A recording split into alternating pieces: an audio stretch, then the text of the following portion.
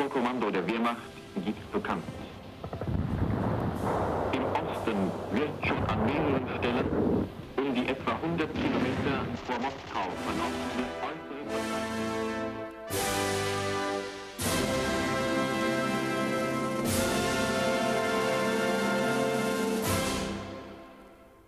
Een goede avond.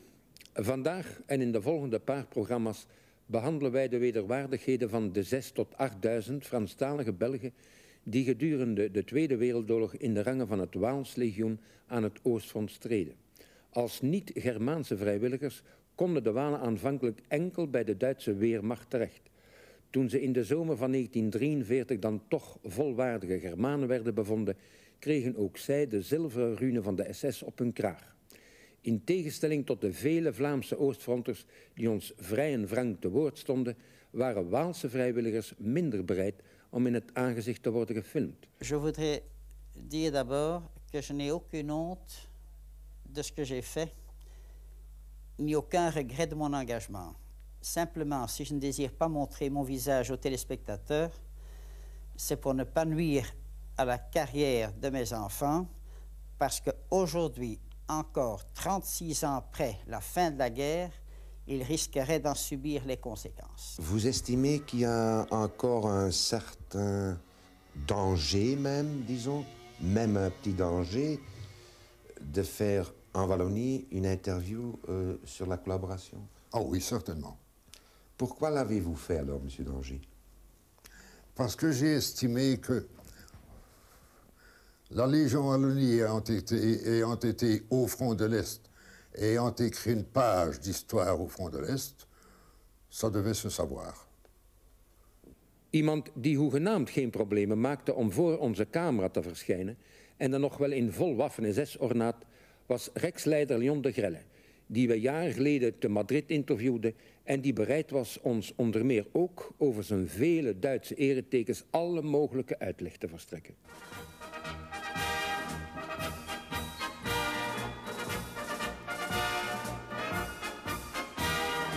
Je vois que vous avez toute une série de distinctions honorifiques, là. Là aussi, vous savez, il y en a 23. Alors je me promènerais comme un magasin de ferblanterie si je voulais les porter tous. Il y en a quelques-unes. Vous avez la croix de fer de première classe que j'ai eue à la bataille de Charkov. Où ça, ici? Ici. Vous avez la médaille du mérite. Où ça? Où ça? Ici, celle-ci, voilà, celle-là. Ah, oui. Vous avez la médaille du corps à corps, qui était décernée à cette époque à ceux qui avaient fait 3 corps à corps, ce qui paraissait un maximum. Et puis qui a monté, il y a eu 20 corps à corps, 30 corps à corps, et puis finalement, le grand insigne de 50 corps à corps qui a été seulement décerné 11 fois. Ici, donc. Moi-même, j'ai eu 75 corps à corps, comme l'insigne l'indique le dictionnaire de l'armée allemande. Et puis en bas, il y a évidemment la décoration tragique, c'est celle des tout grands blessés. Ceux qui ont été blessés au moins 5 fois. J'ai été blessé 7 fois. C'est la médaille en or des blessés. Je vois là, Monsieur de Grelle, que vous avez aussi... Ah, mais et vous oubliez l'essentiel. Oh là là, le plus important, je crois. Hein? C'est la Ritterkreuz. La Ritterkreuz était donnée seulement pour des actes tout à fait exceptionnels. Et c'est ainsi qu'après avoir réussi la terrible rupture de Tcherkassy, Hitler m'a envoyé son avion spécial au front, m'a fait amener chez lui pour me remettre la Ritterkreuz à son quartier général. Quelques mois plus tard, je sauvais le front d'Estonie à la grande bataille de Dorpat et Hitler me concédait la feuille de chêne qui était une deuxième Ritterkreuz qui se superposait à la première.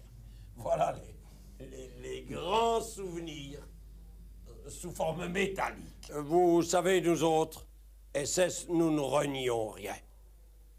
Jusque dans mes boutons de manchette, je suis resté SS. Voilà mon vieil insigne. Regardez les splendides runes de la SS sur mes boutons. Qu'est-ce que ça veut dire? Mein Herr ist treu. Mon honneur s'appelle fidélité.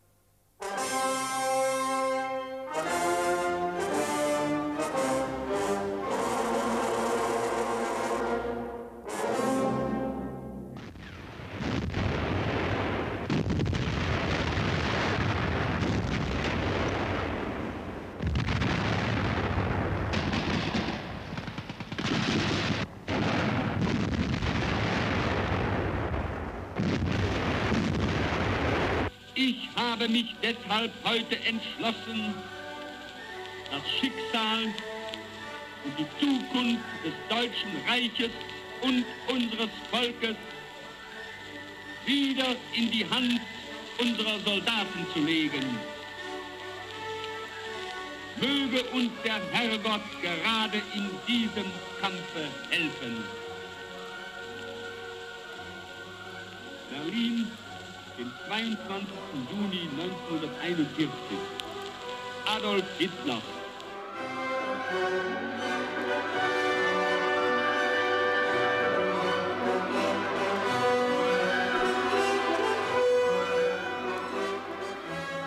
L'attaque allemande du 22 juin à 7 h du matin, la radio à 9 h du matin l'a annoncé, De Grelle l'a entendu chez lui, et c'était un dimanche.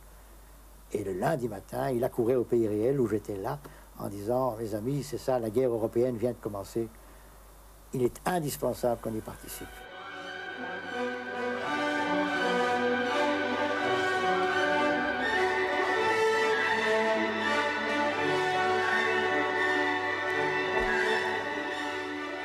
Elle a pris une décision à l'emporte-pièce comme il en prend toujours, ça fait partie de son caractère. Il a entendu la radio, il a dit voilà, la guerre contre le communisme commence, j'ai toujours été anticommuniste militant et je prends parti, c'est tout, sans savoir le 23 juin au matin sous quelle forme il allait prendre parti, puisqu'on a parlé d'un corps franc quelques jours après le 23 juin, et c'est le 9 juillet qu'il écrit un article en annonçant un corps franc conduit par des officiers belges avec des armes restituées par les Allemands. Het was niet de eerste keer dat De Grelle voorstellen tot militaire collaboratie deed. Zo had de Rijksleider reeds in januari 1941 aan de Duitsers voorgesteld om een Waalse militaire eenheid van 1000 man tegen Groot-Brittannië op te stellen. En in april van hetzelfde jaar vroeg De Grelle in een persoonlijke brief aan Hitler in om het even welke Duitse eenheid te worden ingezet. Beide verzoeken werden echter afgewezen. Blijkbaar beschouwden de Duitsers Rex na de verkiezingsnederlaag van 1939 als een onbetekenende politieke beweging en namen ze De Grelle niet ernstig. Betitelden hem toen zelfs als charlatan en avonturier. Ook door het Hof werd hij zijn grote ambities genegeerd. Nergens vond hij gehoor. Voor De Grelle was de Duitse inval in de Sovjet-Unie de onverhoopte kans om opnieuw op het voorplan te geraken. Wilde hij politiek aan de bak komen, dan kon enkel militaire inzet aan het Russisch front hem dit verzekeren, of de militaire inzet van de Walen als politieke hefboom voor De Grelle. Il fallait s'imposer. C'est toujours dans le style de Léon de Grelle, foncer, pousser de l'avant pour faire quelque chose, pour se montrer, toujours dans l'éventualité, qui était à ce moment-là très probable, de la victoire allemande. Mais bien entendu, il est certain que pour Léon de Grelle, durant la guerre, le parti passait en second plan. Parce qu'il se rendait bien compte que rester dans la chasse à la patate pendant 4 ans, comme le Belge moyen, c'était la fin de sa carrière politique. Quel but Léon de Grelle poursuivait-il avec sa Légion? Nous allons peut-être rapidement lire un petit extrait très court de son article du 9 juillet 1941 du Pays Réel. Il est évident qu'au moment où se réglera définitivement le sort de la Belgique, notre collaboration comptera.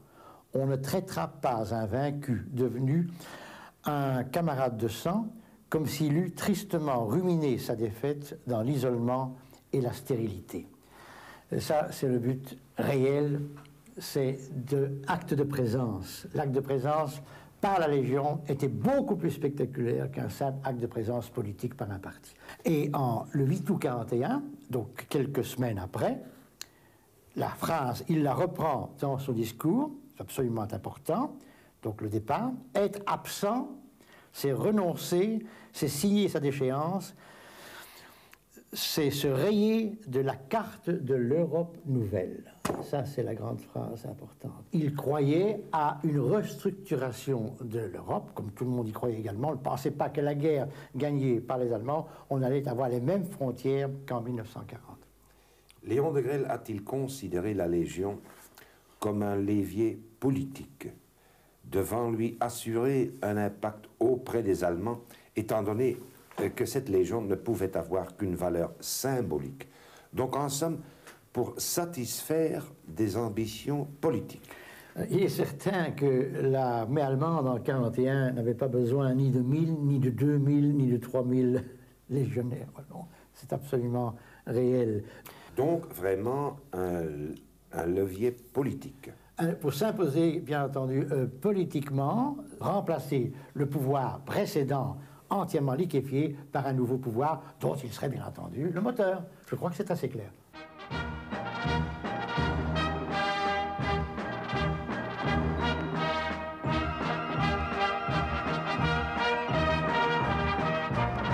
Toen in de eerste helft van juli 1941 bleek dat de werving voor het Waals Legioen niet het verhoopte succes kende en slechts 150 vrijwilligers zich de eerste wervingsdag kandidaat hadden gesteld, maakte de Grelle bekend dat ook hij zich voor het legioen meldde, wat de 21 juli geschiedde.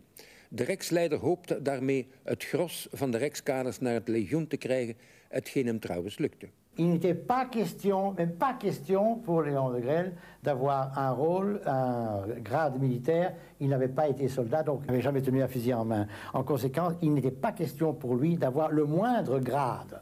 Je suis parti comme simple soldat parce que j'ai refusé ma nomination d'officier par Hitler. Et il faut aussi qu'on sache ça. Hitler, dès que les légions ont été formées, a nommé officiers les dirigeants politiques qui avaient organisé les légions. Par exemple, Doriot en France, et 2 ou 3 autres en France. Par exemple, les 3 dirigeants flamands. Et moi, j'ai refusé parce que je ne voulais pas être un officier d'opérette. Vertrok Léon de Grelle als gewoon soldaat omdat hij, zoals hij het zelf stelt, niet voor een operetteofficier wilde doorgaan, dan vertrok hij in elk geval niet als de eerste. Comment expliquez-vous que de Grelle n'avait que, selon l'un, le numéro 82, selon l'autre, le numéro 237 dans la Légion Wallonie, et qui ne s'est engagé qu'en le 22 juillet 1941. N'estimez-vous pas que comme chef de Rex, il aurait dû avoir le numéro 1? La Wehrmacht n'est pas une unité, une formation militaire de volontaires, c'est de l'armée régulière allemande. Les règlements de l'armée militaire allemande sont formels. Cette légion ne pouvait être constituée que d'anciens militaires belges. Ça, c'est absolument formel. Donc, anciens, soit de la réserve, soit de l'active. Des gens ayant déjà appris le métier des armes. Léon de Grelle, n'ayant pas fait de service militaire, ne pouvait pas, le 23 juin, s'engager à la Légion Wallonie, qui n'était faite que pour des militaires. C'est alors qu'à ce moment-là, on a constaté qu'il serait possible, en instruction poussée, d'arriver à également faire de quelqu'un qui n'avait jamais été soldat, un soldat valable, puisque l'Allemagne avait une instruction poussée.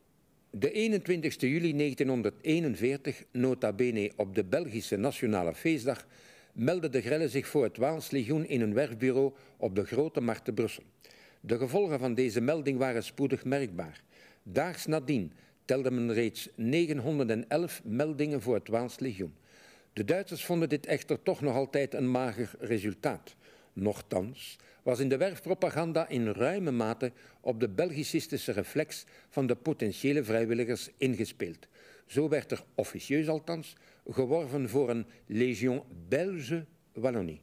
Il est presque certain que ce titre de Légion Belge Wallonie a été fait sciemment. En ce sens, c'est qu'il permettait à ce moment-là à beaucoup de Belges hésitants de prendre parti.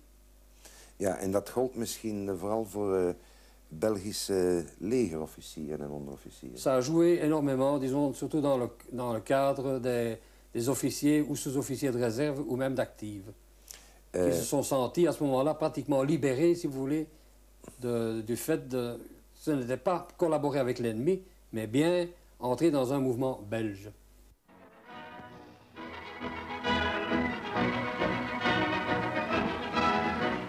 Dans les bureaux d'inscription wallons pour la lutte contre l'Union soviétique, de nombreux volontaires se présentent journellement.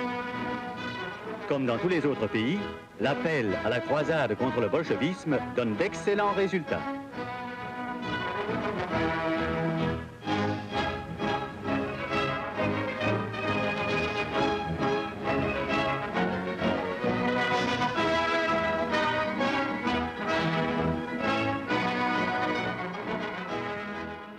Is de Grelle in zijn propagandistische oogmerken ook niet tot... Heeft hij niet iets anders beloofd ook nog? Au mois d'août 1941, Dans la préparation du premier contingent, il a été question, de façon très, très poussée même, que le contingent partirait habillé en uniforme de l'armée belge.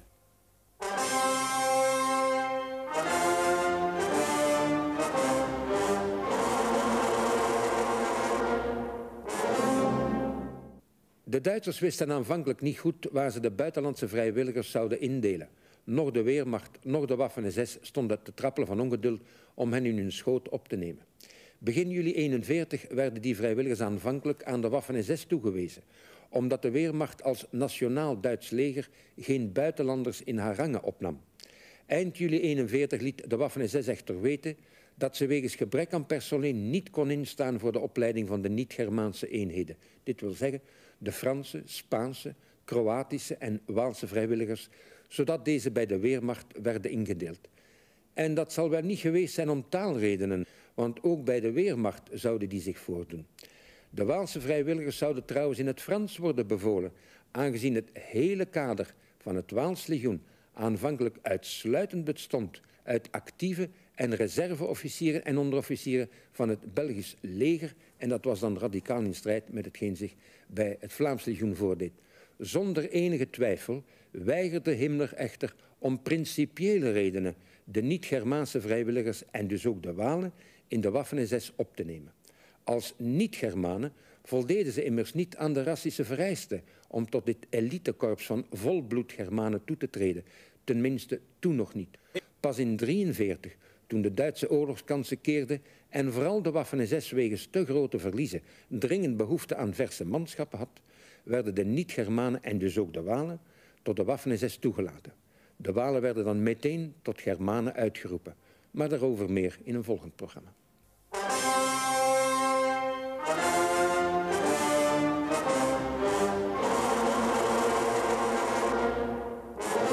Eind juli 1941 besloot Hitler de niet-Germaanse legioenen bij de Weermacht onder te brengen. Het Waals legioen werd dan als het 373ste infanteriebataljon opgesteld. In totaal een goede 860 man sterk. Dat was meer dan het dubbel van het aantal vertrekkenden met de eerste lichting van het Vlaams legioen. Benevens talrijke leden uit de rexistische formaties waren de Waalse vrijwilligers afkomstig uit zowat alle lagen der bevolking. In tegenstelling tot het Vlaams legioen behoorden verscheidene Waalse vrijwilligers tot de adel en de hoge burgerij. Maar voornamelijk de middenstand en de arbeidersklasse waren ruim vertegenwoordigd. Il y avait de tout dans la Légion. Il y avait de tout. Il y avait des industriels, des avocats, des agents de change, des médecins, des petits patrons, même parfois de grands patrons. Et le reste était des gens comme moi. Des ouvriers. Simples. Des gens simples, des ouvriers en bon nombre, quelques intellectuels. Il y avait là des gens qui n'avaient, mais alors strictement aucun intérêt à venir passer leur temps à faire des exercices militaires, à apprendre à marcher au pas, n'est-ce pas, alors qu'ils avaient ici des commerces, des situations, qu'ils avaient femmes, enfants, etc. Beutz était le propriétaire d'une grande pâtisserie à Bruxelles. Pâtisserie du Finistère. Dans la pâtisserie du Finistère, c'était Rue Neuve. Pâtisserie du Finistère, rue Neuve. Oui. Ce brave garçon qui était à moitié sourd, pour ne pas dire sourd complètement. Et elle a été quand même acceptée. Et il a quand même été accepté. D'ailleurs, je dirais même que quand il est mort, il s'est peut-être senti mourir, mais il ne s'est pas entendu mourir, certainement pas. La région de Charleroi a donné énormément d'ouvriers, des mineurs. Nous avions beaucoup de mineurs. Des mineurs? Oui, et des métallurgistes. La région de Liège, mais beaucoup de mineurs. Et c'était d'ailleurs il faut admettre que c'était des castards. Pourquoi des castards? Ah, extraordinaires. Il y avait des nobles chez nous. Il y avait d'anciens officiers qui Par étaient exemple, bien, des nobles, vous dites, par exemple. Oui. Je crois que si je peux nommer un baron Duels, par exemple, un baron Sloot. Sloot. Oui. Of waren er bij de eerste lichting ook niet 3 piloten van de Belgische luchtmacht? Ja, ik heb ze alle 3 gekend. En dat waren Renier, Lassois en Cloisset? Ja. En hoe verklaart u dat die bij het legioen zijn gekomen? Dat waren nou piloten van de Belgische luchtmacht. Ja, maar die hadden de propagande van de Grelle ondergaan in Duitsland. Hè. Il y a eu chez nous des communistes qui ont été communistes, disons, avant la guerre. Il y en a même qui ont participé à la guerre d'Espagne, du côté républicain. Et qui, pour une raison ou l'autre, peut-être déçus ou quoi, ou qui n'y ont pas trouvé ce qu'ils cherchaient, sont passés de l'autre côté. Ils ont été déçus. Zouden er zelfs gewezen communisten zijn die uit nieuwsgierigheid vertrokken Il y en a zijn? certainement qui sont partis par curiosité aussi pour voir sur place exactement ce qu'était le paradis soviétique. Les volontaires de la Légion Wallonie quittent Bruxelles avec les honneurs militaires de la Wehrmacht.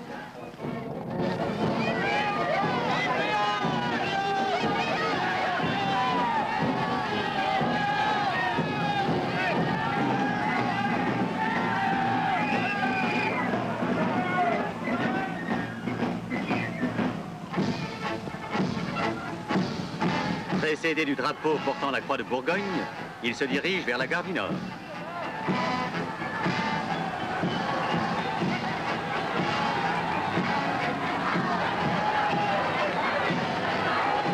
Une grande foule s'est massée tout au long du parcours que suit le défilé. Des acclamations saluent ces hommes qui, acceptant de risquer leur vie pour défendre leur idéal, s'en vont combattre le bolchevisme.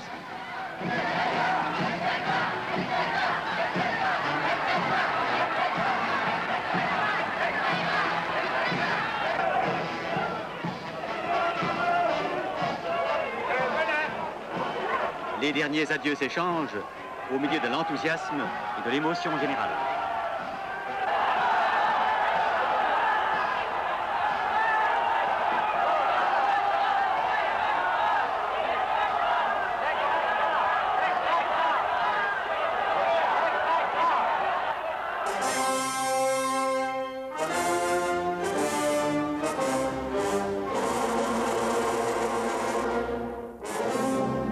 Vanzelfsprekend zijn de eerste 860 Waalse vrijwilligers en de vele honderden die zich nadien voor het Waals legioen hebben aangemeld, niet alle om dezelfde redenen en met dezelfde motiveringen vertrokken. Vele jongeren vertrokken in de eerste plaats uit geldingsdrang. Zij wilden ook met het oude en voor hen vermolmde vooroorlogse maatschappelijk systeem afrekenen en een sterke nieuwe orde vestigen. Je suis parti en fait parce que je voulais être actif et prendre part à, disons, quelque chose qui changeait la face du monde. Je ne voulais pas rester inactif et, disons, improductif, si vous voulez. Oh ja. Terwijl er zoveel... Pendant qu'il y avait des millions de gens, n'est-ce pas, qui se battaient pour changer justement un état de choses qui existait depuis trop longtemps. Vous aviez quel numéro dans la Légion Wallonie? Numéro 7. 7. J'étais le 7e engagé. Mais un des premiers, alors. Un des premiers. De Grelle a fait son appel et j'ai été à la tribune et je me suis engagé. Oui. Donc vous étiez très vite hein, à vous engager. Vous étiez tellement convaincu qu'il fallait faire partie de cette Légion. Oui, pourquoi ça? Pourquoi? Parce que je trouvais que ma formation de combat n'arrivait à aucun combat. Et d'un autre côté, De Grelle disait qu'il partait avec nous. Et sans consulter mon père, ma mère, ma fiancée, etc., je me suis engagé à la Légion Wallonie comme ça. Monsieur, vous êtes parti avec votre père à la Légion Wallonie? Oui, nous sommes partis ensemble. Mais contrairement à ce qu'on pourrait croire, je n'ai pas suivi mon père. Mon père m'a accompagné à la Légion Wallonie parce que il estimait que j'étais jeune, que je n'avais aucune expérience militaire, et lui, qui avait fait la guerre 14-18 depuis qu'il était resté quelques années à l'armée, estimait pouvoir m'aider dans certaines circonstances, je ne sais pas lesquelles, mais enfin, bref, c'était son idée, et c'est pour ça que nous sommes partis ensemble. Mais je me suis engagé avant lui. Mais mon père était rexiste depuis des années, depuis 1936, il avait suivi De Grelle depuis le début. Il est évident que ce genre d'éducation m'a influencé, que si j'en avais reçu une autre, je ne serais probablement pas parti. Ça, c'est certain. Il avait quel âge, votre père, à ce moment-là? 46 ans.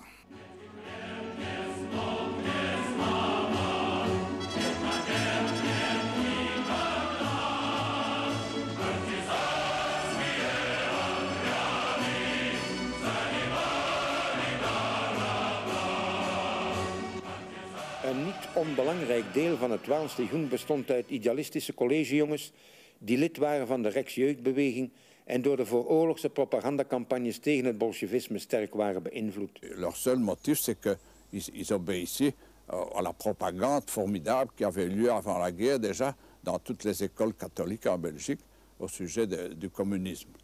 C'était pour eux leur raison de se décider. On leur avait dit le communisme est le grand péril que menace l'Église et tout ça. La plupart agissaient sous l'influence de leurs éducateurs. Mais ça ne veut pas dire que d'autres n'étaient pas mieux au courant d'autres buts plus politiques. Ça ne les intéressait pas. Ils étaient allés là, on va combattre le communisme. L'essentiel, mais l'immense majorité de nos volontaires, c'était la fine fleur du mouvement rexiste.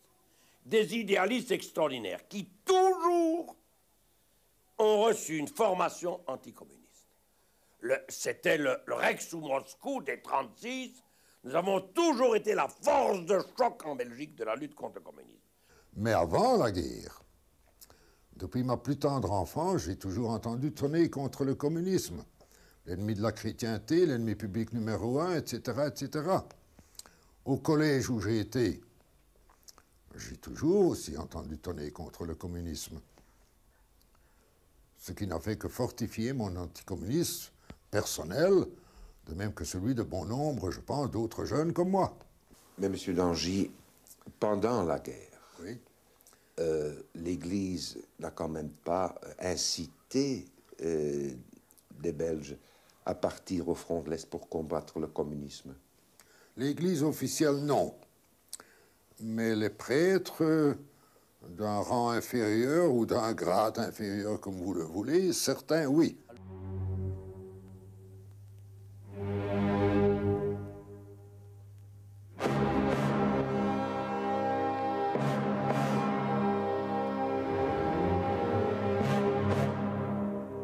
Nagenoeg de helft van het eerste contingent van het Waals Legioen bestond uit Rexisten, onder meer uit de militie de Formation de Combat, die de oproep van hun chef, Léon de Grelle, beantwoordden en zich als vrijwilligers voor het Waals Legioen meldden.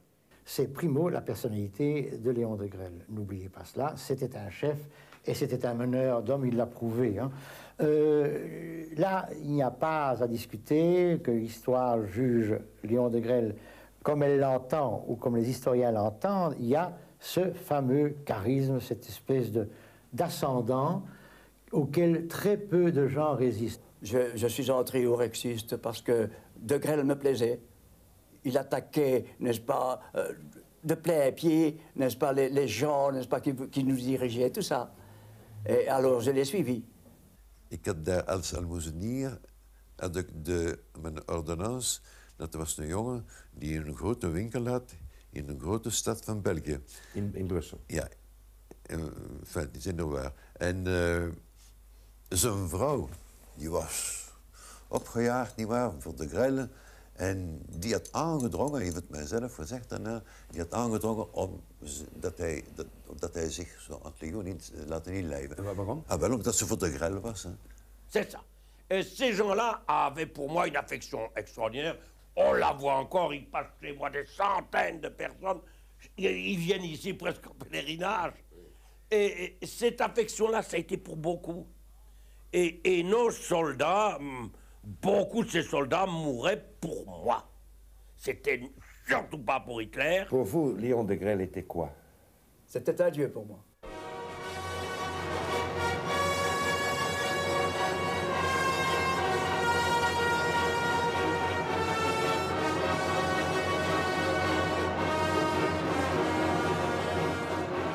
Vele vrijwilligers koesterden een mateloze bewondering voor de verwezenlijkingen van het nationaal-socialistisch regime in Duitsland en waren gewonnen voor de opname van België in het zegenrijk Groot-Germaanse Rijk. Vous vous sentiez fasciste dans cette période, juste avant la guerre? Socialement, oui. Socialement, oui. Encore maintenant? Oui. Eh bien, j'ai été élevé dans un milieu chrétien. J'ai fait partie des scouts. J'ai été chez les jésuites Frank Reclay à Anvers. J'ai fait partie de différents mouvements de jeunesse catholique. Et aussi de jeunesse rexiste. Et de jeunesse rexiste. Oui. J'étais tout de même, comment dirais-je, fort partisan de la discipline et en admiration devant cette discipline du peuple et de l'armée allemande. Je suis d'autre part tout d'abord parti travailler en Allemagne volontairement pour voir ce qui s'y passait. Là, j'ai surtout constaté que le régime social était autre chose que ce qu'il était chez nous à l'époque. Donc la certitude que les Allemands avaient gagné la guerre a été un motif pour certains de partir. Cela a amené un motif. Ce n'était pas le motif, parce que jamais personne, chez nous en tout cas, jamais personne n'est parti pour se battre pour les Allemands. Mais le motif que la certitude de la victoire allemande a mené, c'est que ces Allemands allaient distribuer un continent, allaient faire régner leur loi sur un continent. Et dans ce continent, nous étions, comme les Français, comme les Danois, comme les Norvégiens, comme d'autres, à genoux. Nous étions des vaincus. Et si nous restions des vaincus, et si l'Allemagne gagnant la guerre, nous étions là en tant que vaincus, nous n'avions strictement rien à espérer.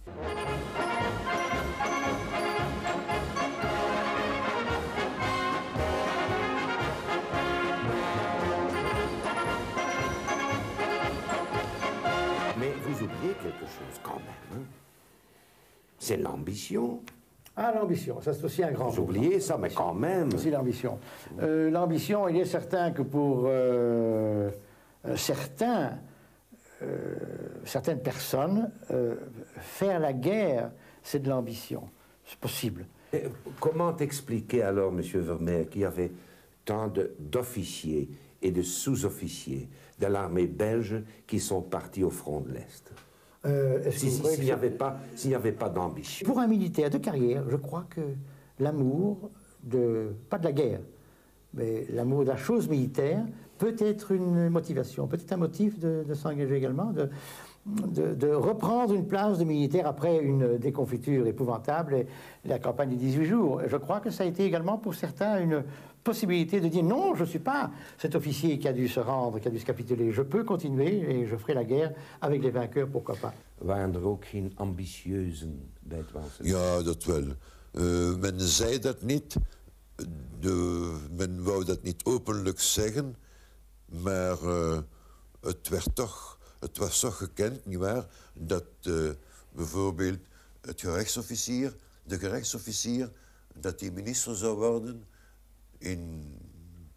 daarna, als de Grelle het gezag zou hebben in België, dat hij minister zou worden van justitie. U bedoelt toch niet die vroegere politiecommissaris? Ja, dat was die. Uit Brussel, Godsdeel. Die men ook noemde Lui de Moscou. Lui de Moscou, omdat hij een oog verloren had. Ja.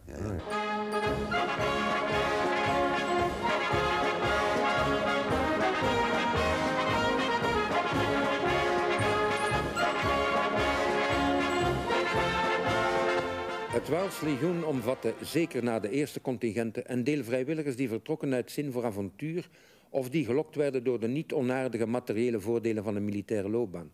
Gewezen legioenmanschappen geven echter niet altijd even gemakkelijk toe dat het om avontuur of materiële voordelen kon gaan. De helft waren idealisten, ze wilden het communisme bestrijden. Maar de anderen die waren daar ook gekomen om voordeel eruit te trekken. Hè.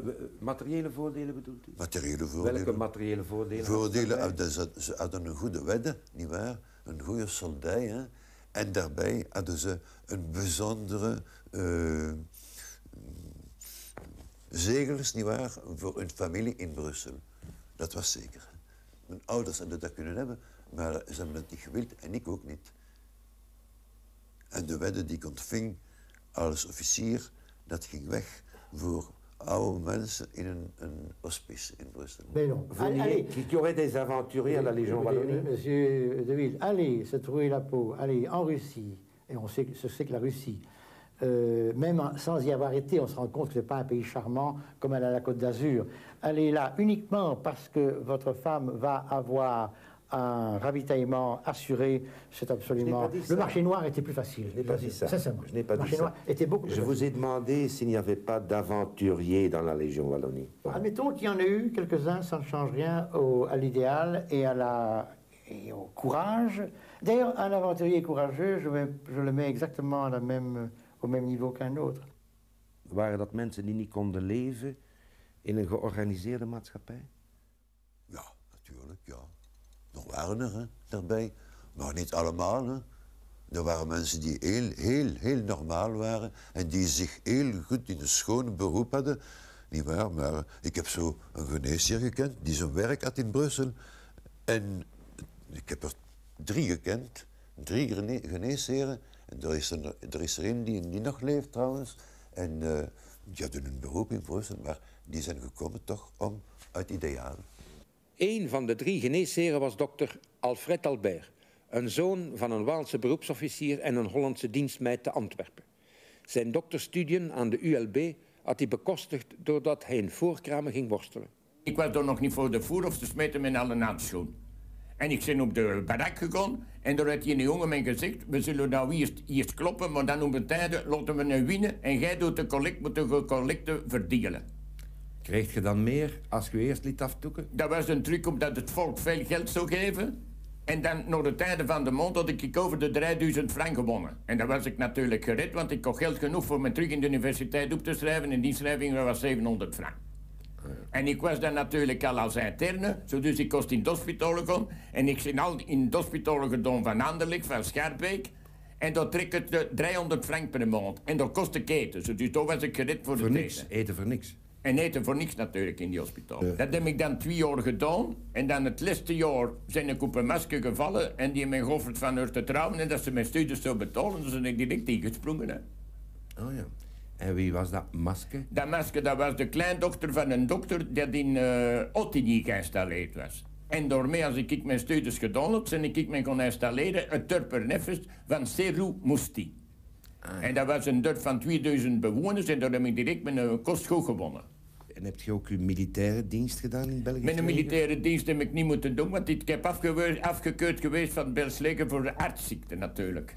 Maar een klein ogenblikje. Je zegt mij dat je een worstelaar was. Ja. En dat je aan roeien deed.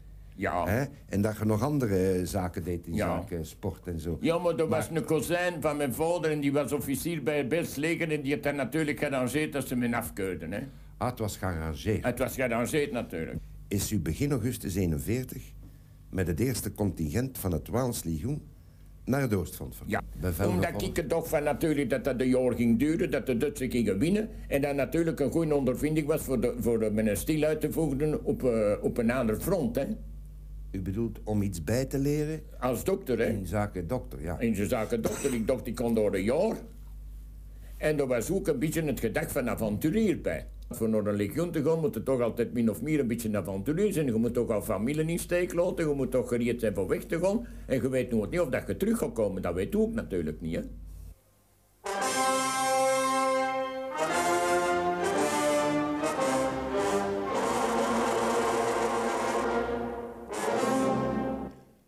Voor een aantal vrijwilligers was het Waals Legioen een laatste toevluchtsoord om te ontsnappen aan de last en de bekommernissen van het dagelijks bestaan. Het waren dus bijgevolg niet allemaal idealisten. Ja, ze gingen toch allemaal niet dus het bolsjewisme bestrijden? Natuurlijk niet. Er waren onder andere ook mensen, mannen die moeilijkheden hadden in hun huisgezin bijvoorbeeld. Hè. In het huwelijk. Mannen die het moeilijk hadden wat betreft hun beroep, hun zaken. Die het gerecht wilden ontvluchten. En die kwamen allemaal niet tegen. Bedoelt u daarmee dat er ook misdadigers van gemeen recht waren bij het legioen? Ja, zeker. Trouwens, men zei soms al lachende, la Légion, c'est le refuge des pécheurs, refugium peccatorum. Het toevluchtsoord voor zondaars. Ja. En waarom zei men dat dan wel precies? Wel omdat er van alle soorten bij waren, die eigenlijk niet uit ideaal naar het legioen waren gekomen, maar alleen om de moeilijkheden van het leven te ontvluchten, ofwel van hun toestand te ontvluchten. Hè. En heeft dat niet sommige mensen ontgoocheld, dat er zulke mensen ook in het legioen waren? Ja, natuurlijk.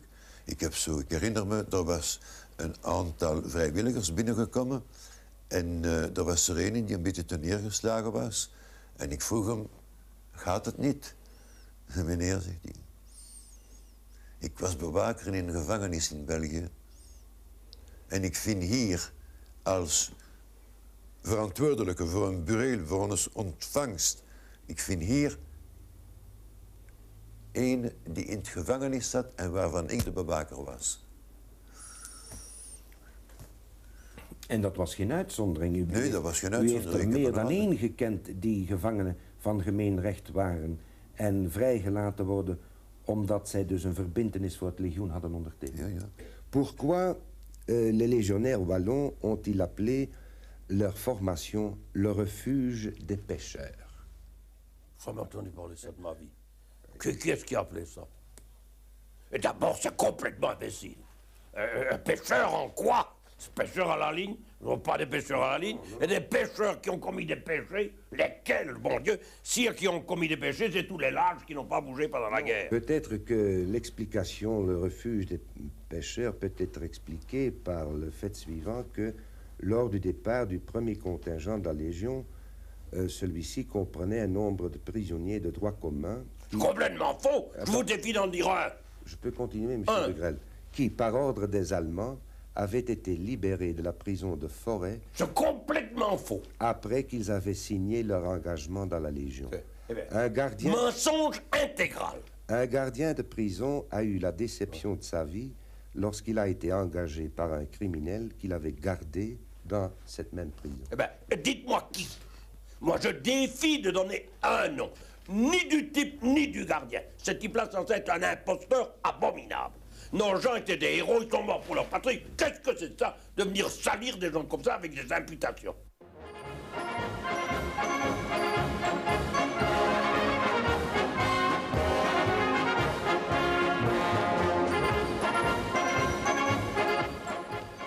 Merkwaardig is het betrekkelijk groot aantal vrijwilligers van Vlaamse afkomst, sommigen spreken zelfs van een 100-tal, dat zich voor het Waals legioen meldde. Een legioen dat aanvankelijk met opzet La Légion Belge Wallonie werd geheten en op de mouw de Belgische driekleur droeg. C'était en général des Flamands d'origine bruxelloise. Ah ja. En uit welke beweging kwamen die? C'était en général aussi, disons, d'anciens membres du mouvement Rex-Flandre. C'était des Flamands qui parlaient plus le français que le flamand.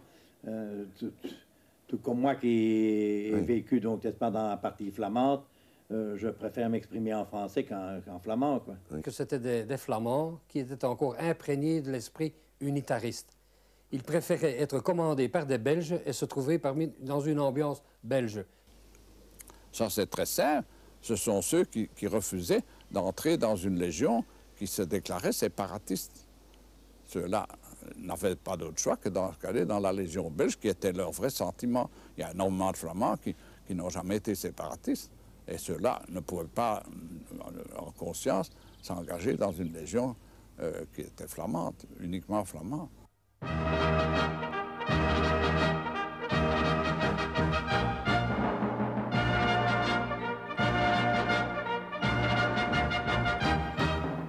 Even merkwaardig is het feit dat onder de ongeveer 860 Waalse vrijwilligers van het eerste contingent zich niet minder dan een 80-tal beroeps- en reserveofficieren en onderofficieren van het Belgisch leger bevonden, die feitelijk het hele aanvangskader van het Waals legioen gingen vormen.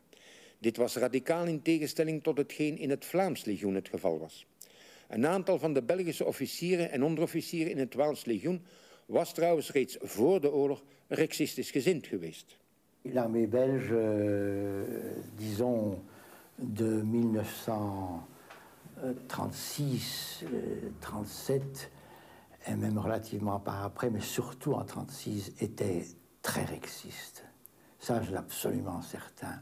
Il est indiscutable que le corps des officiers de l'armée belge de 1936-35, voyant la situation dans laquelle la Belgique lentement s'enferrait au point de vue politique, avaient tous la conviction que quelque chose devait changer.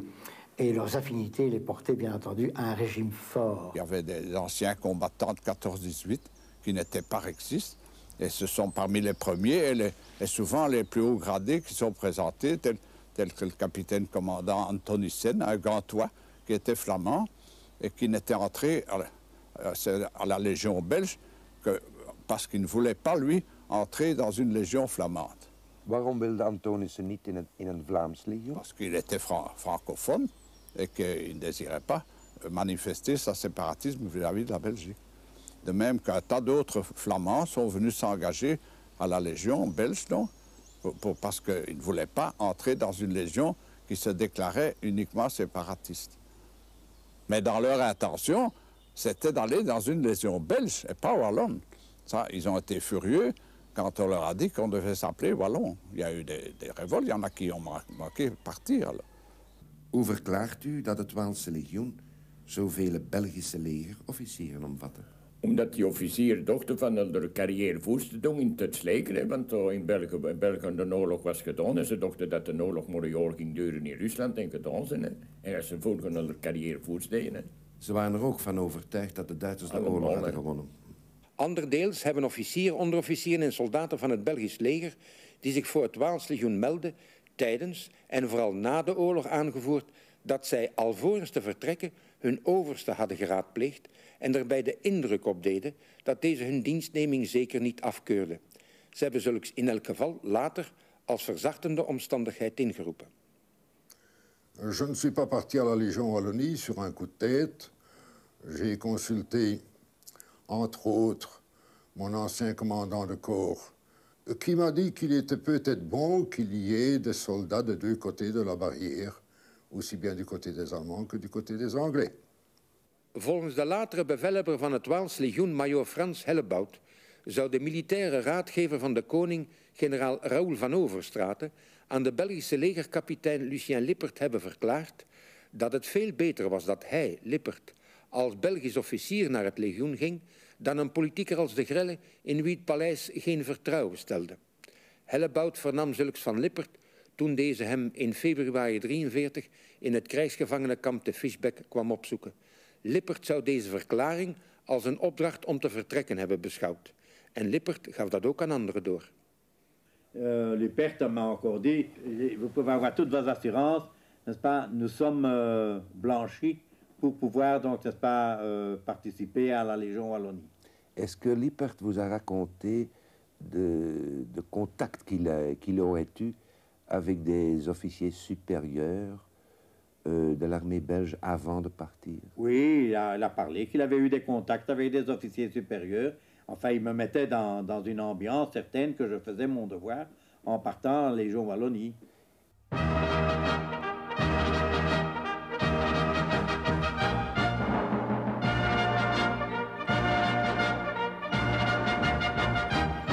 Alvorens naar het legioen te kunnen vertrekken, dienden de militairen uit het Belgisch leger bij de dienst voor werkzaamheden van het gedemobiliseerd leger, beter bekend onder de Franstalige afkorting OTAT, een demobilisatiebevel, een ter beschikkingstelling en een verlof zonder wedden te bekomen. Zo niet werden ze als deserteurs beschouwd.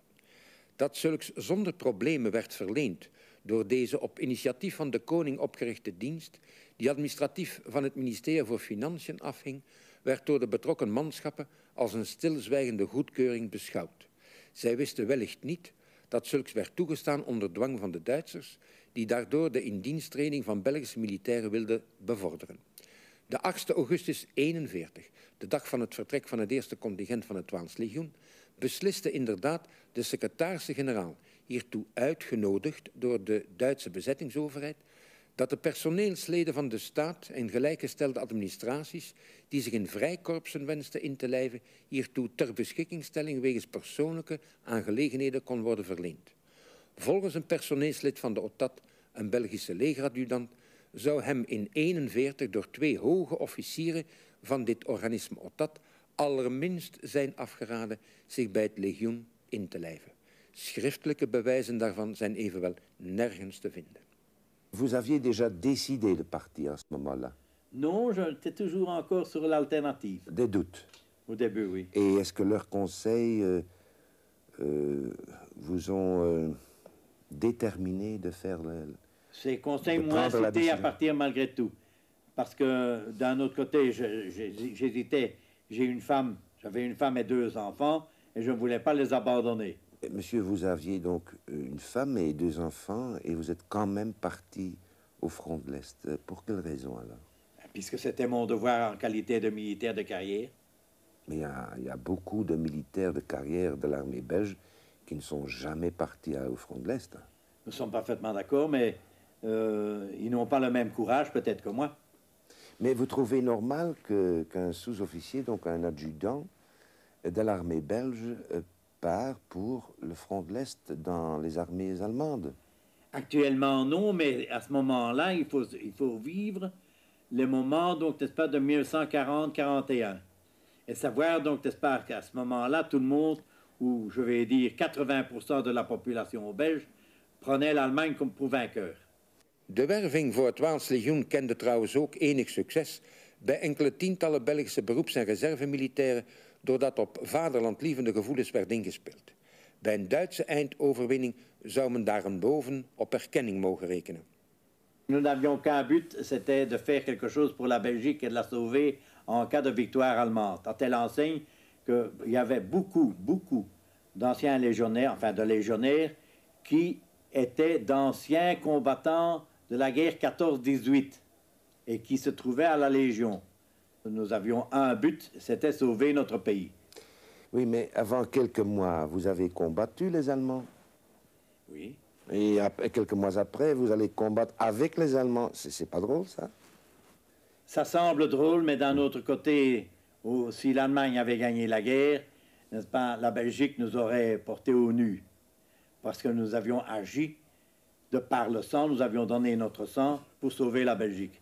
Wat is dan met zijn huisgezin gebeurd? Eh bien, sa femme, qui avait voulu le rejoindre à la libération en Allemagne, et qui avait été cantonnée ou logée, évacuée à Dresde. Avec les gosses. Avec les gosses. Il n'a jamais su. Elle a disparu dans le bombardement de Dresde. Il n'a plus jamais une nouvelle. Alleszins mag aangenomen worden dat de Belgische militairen die zich voor het Waals legioen hebben gemeld in het verlenen van een verlof zonder wedden door de OTAT een blijk van goedkeuring en zeker geen blijk van afkeuring hebben gezien.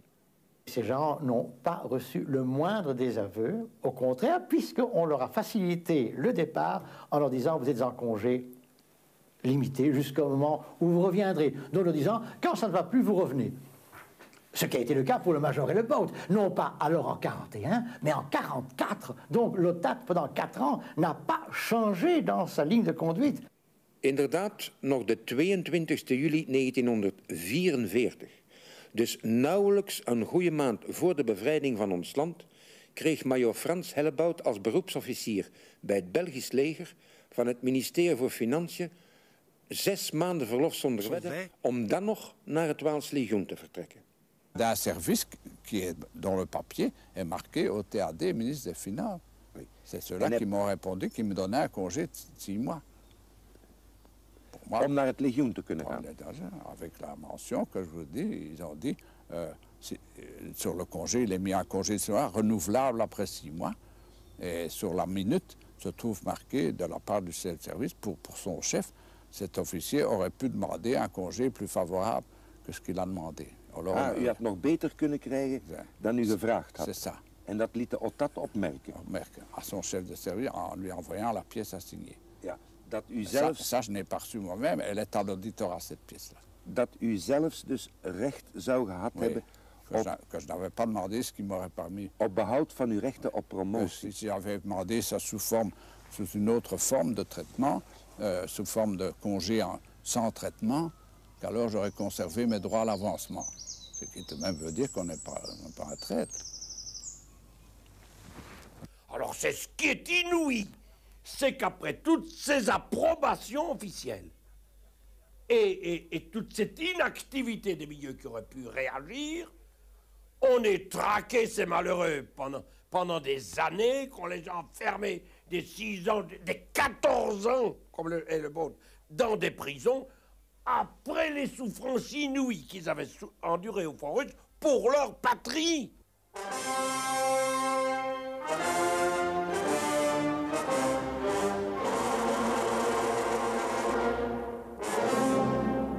Surtout ceux qui ont fait partie de l'armée belge, sont partis avec le sentiment personnel qu'il ne trahissait pas.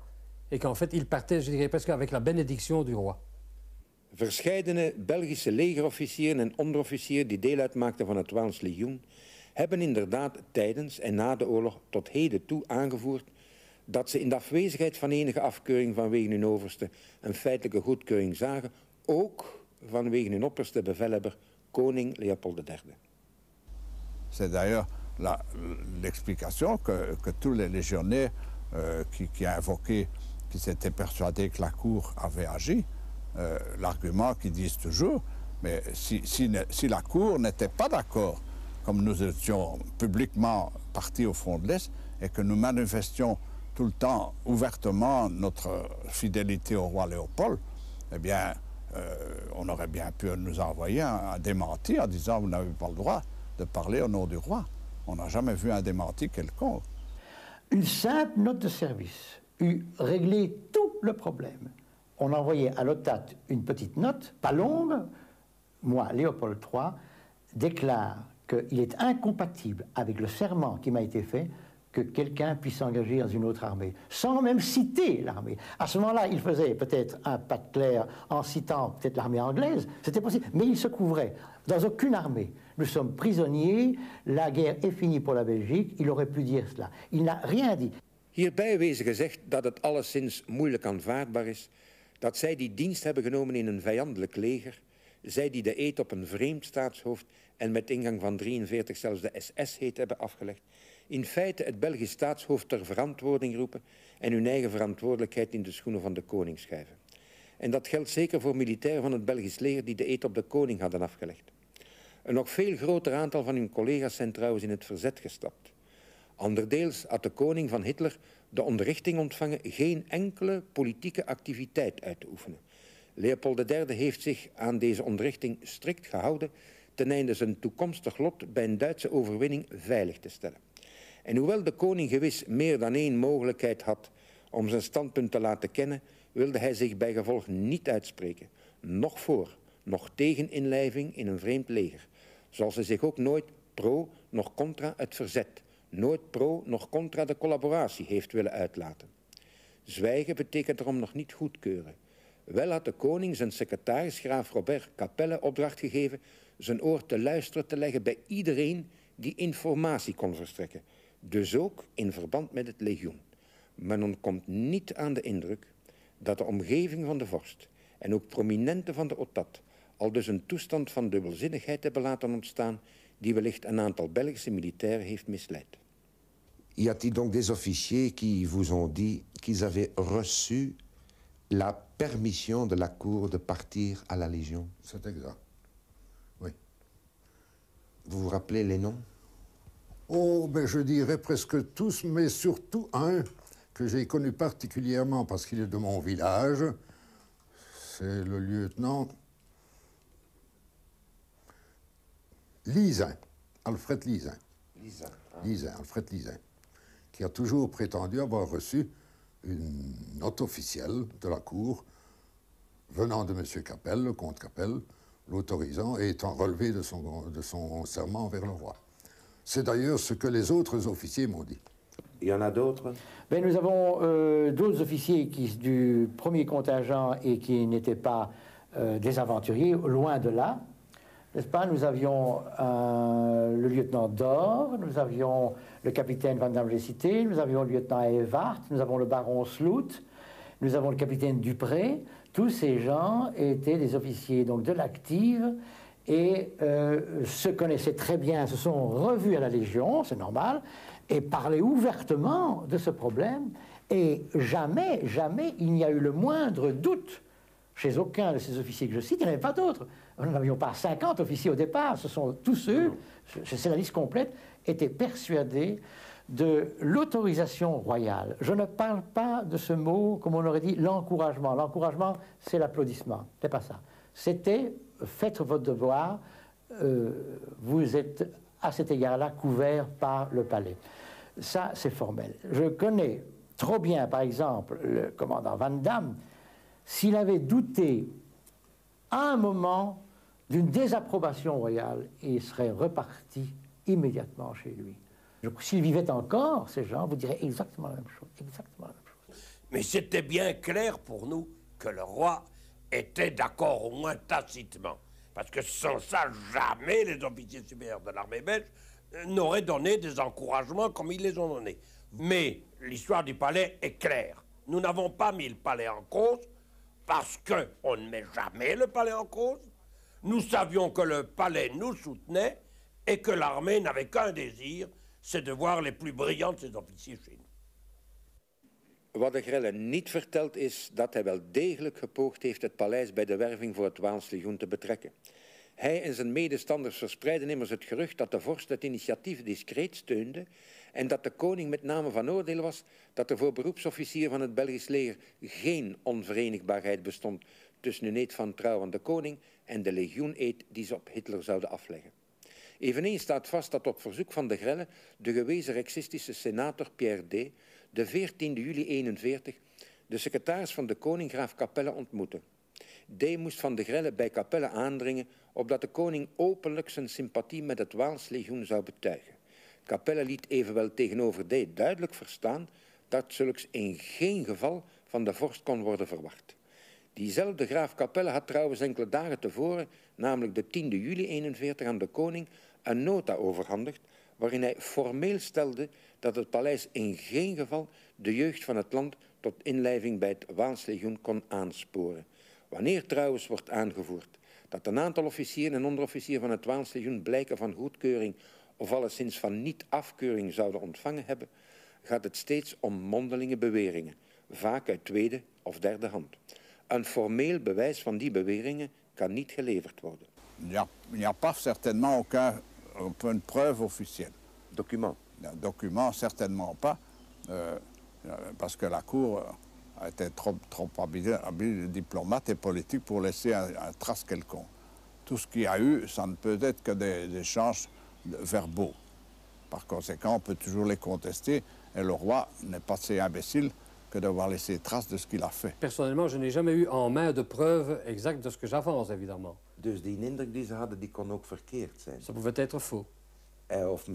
Waarschijnlijk was die indruk hun wel gegeven, ingefluisterd, want het was toch een middel bij uitstek om Belgische legerofficieren naar het oostfront te krijgen. Wie zou daar wel duidelijk kunnen gespeeld hebben? Cela a certainement joué. En ce sens, c'est que, encore une fois, c'était un bruit qui courait, et certains ont affirmé avoir eu en main les documents en question. Mais je ne pourrais pas moi-même l'assurer. Maar wie voerde dat aan dat de koning zou akkoord geweest zijn? Wie... Ça, je ne saurais pas vous répondre. Je ne sais pas qui a lancé le bruit au départ. U denkt niet aan dezelfde persoon als ik op dit ogenblik? C'est bien possible, oui, oui. Dat we allebei aan Léon de Grelle denken. Ja? Moi, je pense, parce qu'en fait, c'était le seul qui pouvait à ce moment-là donner des directives. Au début de la Légion, vous avez déclaré à des officiers de la Légion que vous aviez en poche une approbation écrite du palais. Quelques mois plus tard, au front, vous avez dit que cette lettre n'avait jamais existé. Mais c'est la vérité. Et je n'ai jamais dit la première chose. Je vous défie de m'amener un type qui dirait « à moi, il me l'a dit ». Je n'ai jamais dit ça. Je n'ai jamais mis le roi en cause. Il y a plusieurs officiers qui ont laissé des documents disant que vous aviez dit que vous aviez en poche une approbation écrite du palais. Montrez-moi de cet texte. Je défie de montrer ça. Ce sont des journaux d'officiers de la Légion qui étaient officiers dans l'armée belge. Montrez-moi une photocopie d'une part. Eh bien, je vous envoyer ça, monsieur de Grelle. Et dites-moi qui? Volgens de Belgische onderofficier Louis Richard, tevens commandant van de rexistische militie Formation de Combat te Brussel, verklaarde de Grelle voor het vertrek dat hij, de Grelle, een goedkeurende brief van de koning op zak had, die evenwel om politieke redenen pas bij de aankomst in Duitsland zou voorgelezen worden. Toen Richard na aankomst in het opleidingskamp te Meseritz de Grelle aan zijn belofte herinnerde, antwoordde deze dat de brief nooit had bestaan. Ook de Grelles rechterhand, Fernand Rouleau, zat niet om een leugen verlegen. Zo schreef hij voor het vertrek van het legioen aan een Belgische reserveofficier, en wij citeren nu, dat zijn majesteit herhaalde malen onder andere via graaf Capelle bevestigd heeft dat hij de vorming van het Waalslegioen ten zeerste goedkeurt. Einde citaat. Toen Capelle van het bestaan van deze brief op de hoogte werd gebracht, ontbood hij Rouleau bij zich om opheldering te vragen.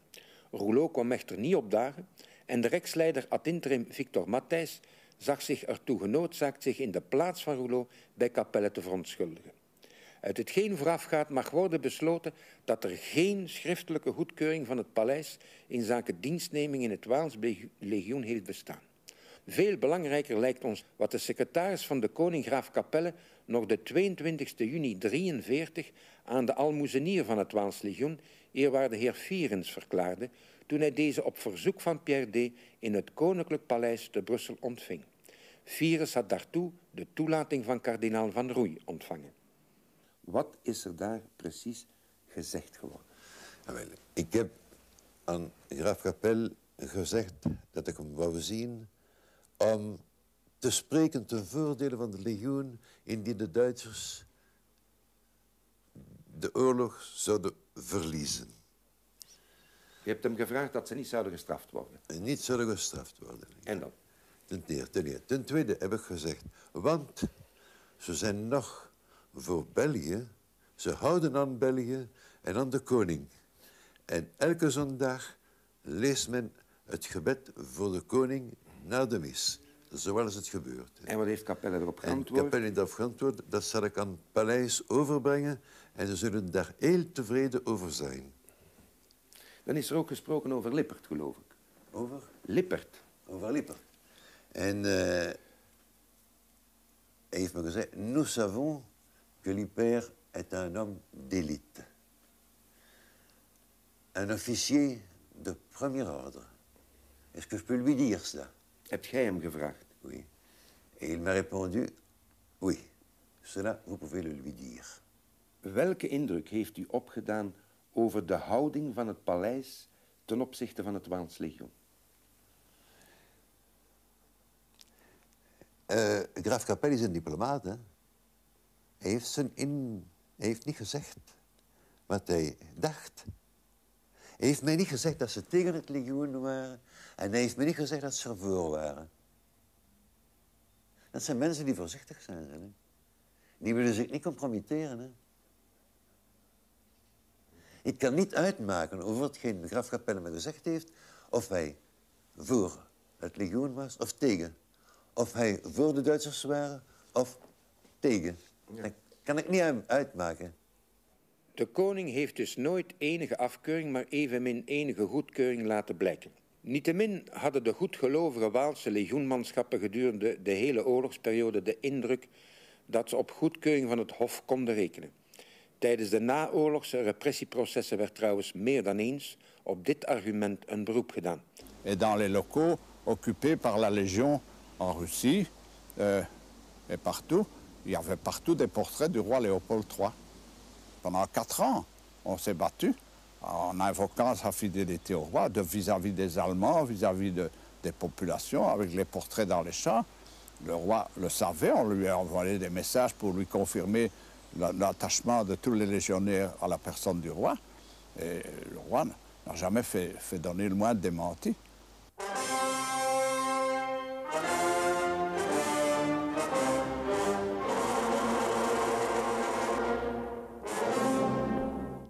Alvorens met het legioen naar Duitsland te vertrekken, liet de Grelle een telegram naar het Hof zenden, waarin hij de verkleefdheid van het legioen aan de dynastie beklemtoonde.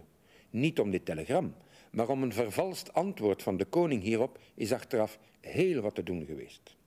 Waarom is bij het vertrek van het Waals legioen een telegram naar de koning gestuurd? Om de toestemming te hebben van de koning. De Grelle die kon slechts met succes een oproep doen op de jeugd en op de Walen, indien de koning erin toestemde, de inrichting van het legioen. Te patroneren dus? Patroneren, ja. Ja. En heeft hij dat gedaan, de koning? De koning heeft dat niet gedaan. Nog het paleis, niemand heeft dat gedaan. Nochtans heeft men in het legioen, dat zei men in het legioen, dat er een telegram was gekomen als goedkeuring van de koning.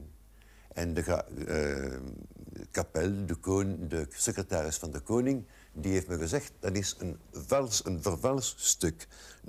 Nooit heeft het paleis geantwoord op die telegram van de koning, van de Grelle. Volgens de Duitse bewaker van koning Leopold III, kolonel Werner Kiewitz, schreef de vorst op het bewuste telegram niet antwoorden. Verscheidene getuigenissen bevestigen nochtans dat 3 weken na de aankomst van het legioen in het opleidingskamp van Meseritz een zogenaamd antwoord van de koning werd voorgelezen waaruit moest blijken dat de Belgische legermanschappen in het Waals legioen mochten dienst nemen als ze dachten dat zulks hun plicht was. Oui, j'ai eu connaissance de cela, comme tous les légionnaires d'ailleurs. De Grelle a lu ce télégramme émanant de la cour, mais que nous n'avons jamais été certains si c'était bien un télégramme émanant de cette même cour. Volgens u, wie heeft dat telegram vervalst? Dat weet ik niet. Dat kan ik niet weten. En dat zal niemand kunnen zeggen. En wie het weet, die zal het niet zeggen. Ja, waarschijnlijk diegene die er voordeel bij had. Hè? Ja. En wie had daar voordeel bij, eerwaarde? De Grelle natuurlijk. Het was niet de eerste en de laatste maal dat de Grelle bedrog Ça n'est pas la première fois, non? Heeft dat nog gedaan? Il l'a fait avec Himmler, il l'a fait avec tout le monde. Il a toujours fait ça. Ah, bedroog iedereen? Tout le monde, oui. Et moi aussi, U ook? Mais oui, il m'a trompé aussi. Il trompe, il est comme ça. Gij kent toch dat liedje, hè? Dat de Waalse legioenssoldaten op Leon de Grelle hadden gemaakt. Hè? Ah ja. Zingt dat eens voor ons. Regardez-moi tes mensonges. Tu sais si bien mentir que ton... Verder kan ik niet. Avec toi, tendrement je me plonge dans un bonheur